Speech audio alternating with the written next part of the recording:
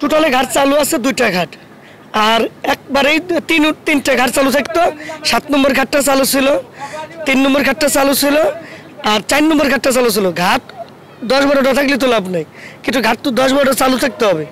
নামে ঘাট আছে কিন্তু ঘাটে পল্টন নাই। নামে ঘাট আছে একে থেকে আপনি ধরেন 10 নম্বর 9 নম্বর পর্যন্ত 11 নম্বর পর্যন্ত গাছ। আমি যে ঘাটে আছি এটাও কিন্তু ঘাট 5 নম্বর ঘাট বিলেম হয়েছে গত 2 বছর আগে নদীতে। এই ঘাট কিন্তু নিয়ামত করলে কিন্তু অবশ্যই ঘাট ব্যবহার করতে পারে, কিন্তু তা করবে না। এই জায়গায় ঠিক আছে, এই জায়গায় কোনো সমস্যা নেই, এই জায়গায় টিকিট দিয়ে দেয়, জাম আছে, জাম ক্লিয়ার হয়ে দেবো। সবচেয়ে দুর্নীতি হলো উপার ঘাটে কাউন্টারের ভিতরে 2200 টাকা লাগে টিকিট করতে।